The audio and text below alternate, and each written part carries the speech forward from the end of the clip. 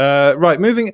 Basically, one of the other things I wanted to go over today was the news, supposed news. Now, I'm going to say this does come from Daniel Richtman, so do take this with a huge pinch of salt.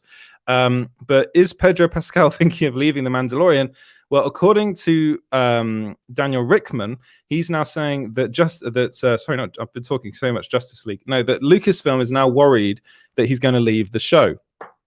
So I think I've spoken about Daniel Richtman on multiple occasions. There's a lot of stuff that he that he teases or that he says on his Patreon page, his beloved Patreon page, where people pay for his scoops, which I still, even though Matt Jarbo the other day said it was a good business strategy, it is a good business strategy, but I just find it very strange.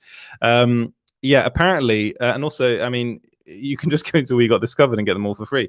But according to him, they're worried because of The Last of Us, because Pedro Pascal agreed to play Joel in The Last of Us. They're worried that he's now going to leave The Mandalorian.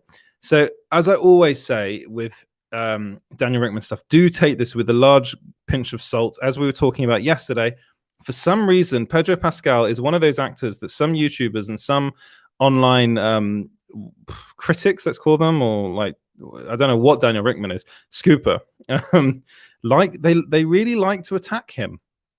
And it would make no sense for me, but the guy's been talking just so much about wanting to play this character more and wanting to play him in more Star Wars properties.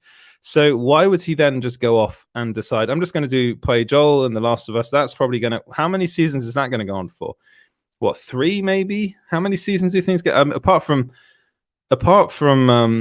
Game of Thrones, most things at HBO Max tend to get 3 seasons max. Sorry, HBO tend to get 3 seasons max. So, I mean, it's just one of those things that's, for me, I'm really not buying it. I'm really, really not buying it. And I hope it's not true, because I think Pedro Pascal is a fantastic actor. And even though he doesn't spend that much time in the mask, in the helmet, he still gives something to that character. So I'm pretty sure that is just a load of nonsense from Daniel Richtman. And he says, I didn't realize Daniel was a mind reader. And actually, you know what? That's something that I thought when I first read this. And here comes the BS talking about Daniel Richtman. As I always say with this, it's like the problem with Daniel Richtman is it's so difficult to because I think this really, for me, came after the Disney Investors Day presentation, because I was looking at a lot of the stuff he said, and a lot of the stuff he was talking about was announced at the Disney Investors Day presentation. So I was kind of like, oh, all right, well, maybe he's got some sort of source that is right. But no, but basically for him, it's a case of throwing everything out there and seeing what sticks. And for some reason, one of those things he likes to throw a lot of stuff at.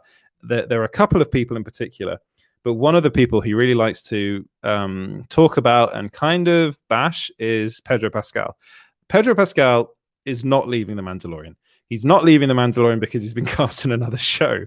If he were leaving, it would be the thing that I would say would be the way Gina Carano was treated, because the two of them are friends. They might not see eye to eye politically, which they've made very plain actually in the past, but it was reported, and this is actually true, that he did not like the way they handled the situation, that he would have preferred something else. And so it's just I'm really I don't know why people like Daniel Richtman like to write this sort of stuff. And I did say it in the article, I don't believe this is true, but the problem with Daniel Richtman is that he is true on occasion. So it would be kind of annoying if I don't cover. I do put it out there as a rumor, and I do say that, and I've written in the past about how, like, the whole Grace Ranoff thing, where she was saying that he's leaving the show because he wanted more time out of the helmet and all that rubbish. I said that was a load of nonsense, and I'm calling this one out as well. This is just a load of absolute nonsense. Kazax asks in the comments, what did you think about The Last of Us 2?